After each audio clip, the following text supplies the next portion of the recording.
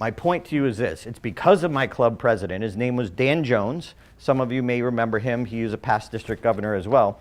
Now, I had never been outside my club. I was in 4 clubs, but Dan Jones, right up on the mountain, right before a Toastmaster meeting, pulled me aside. He said,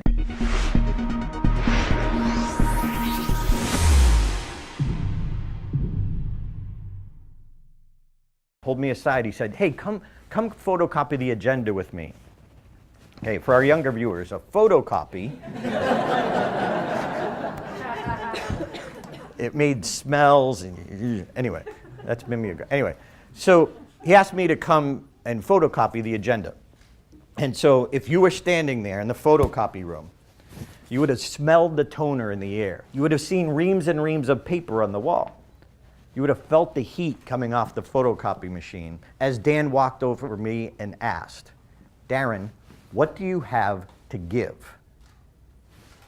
I'm like, give? I'm not here to give anything. I'm here to get stage time. He said again, Darren, what do you have to give? And I didn't understand the question. And what he was saying to me was, why aren't you doing speeches to help people? See, I was giving speeches to learn to be funnier for me. And he said, why don't you do a speech about how to be funnier? And I thought, people would want to hear that? I thought I was the only one. But I took him up on his challenge and I did a 10-minute speech on how to add humor to your presentation. Now understand why I came and where I came from. I came to make people laugh and be funny and engage them and have them leaning on the edge of their seats. So people, while I was talking, were taking notes. I thought, how rude. I'm working here. So at the end of the presentation, Dan came up to me again. He said, wow, that was great. People love that. And people actually thanked me. That never happened at that point in my comedy club career. So he invited me to speak at a district conference, at a breakout session. And I'm like, what's a district conference? What's a breakout session? I had no idea. An hour. They wanted me to do an hour. You don't understand. 5 minutes in stand-up, 7 minutes at an hour? Are you kidding? So I did not even have the confidence to do it myself. So I invited a fellow Toastmaster and comedian. His name was Gary Roma. Do you remember Gary? Gary Roma, and he was so nervous. And I was nervous, but he was anxiety-stricken. So, of course, I made him go first. So Gary's in front of the audience. He opened up the breakout session. I'm waiting my turn in the back of the room. And here's what's going through my mind. Oh my gosh, am I going to remember my lines? Are they going to like me? What am I going to say? Is my shoe tied? I was self-consumed with thoughts about me.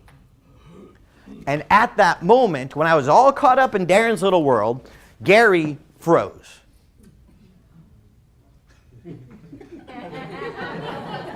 It was that bad. And I'm sitting back of the room, I'm thinking, someone should do something.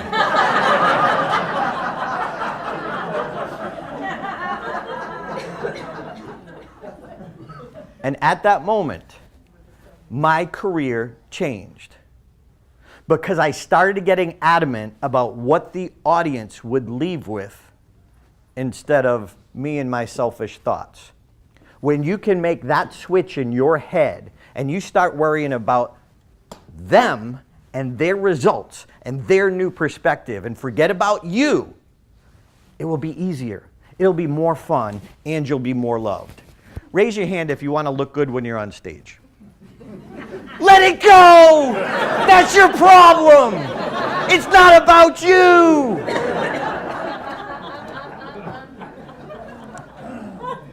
See, when you're so worried about what they're going to think of you, are you going to remember your lines, you're not focused on what's important. They can smell your intent. So as I walked up towards the stage and took over for Gary, I came to life. And my career has not been the same since. My speaking has not been the same since. At the end of the presentation, this woman came up to me. Her name was Bethany. Bethany Gold Kroll. She was a Toastmaster from Rhode Island. She said, Darren, I run the New England Recruiters Association. We would love to have you as a speaker for our convention. And then she asked the question, how much do you charge? Charge? I didn't know which way the money was going. This was new. This was new to me. I charge? However, at that point in my career, I was getting $50 a set. In the comedy club, that was like, woohoo, yo. But I had started hearing that in the comedy world, in the corporate world, people made a lot more. I mean a lot more. A lot more. So I looked Bethany dead in the eyes. I thought as quick as I could. I looked her dead in the eyes and I said, 75. Her face went flush, and I'm thinking, 65, 65.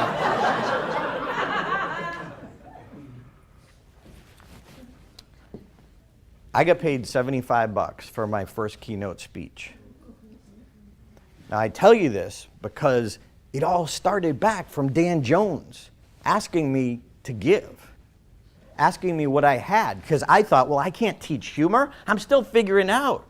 But he said, but Darren, you've been studying. You've read the books. You know which books. Pick one thing that you've learned, that you've applied, and pass it on. When I gave that keynote speech for $75, people think, oh, you should have got paid. I found out that the comedian who did the same convention the year before got $1,000. People thought, well, Darren, you should have got $1,000. I'm like, no. 1 hour by myself for a fee at a corporate convention that was so far out of my comfort zone. Are you kidding me? I didn't sleep or pee for a week. But I tell you that story because I want you to know you can do this. I want you to know where I started, not where I came. So I ask you, what do you have to give? What have you overcome? What obstacle have you gotten past? What have you learned that you can pass on to other people? Stop writing speeches. Start helping people from your life experience.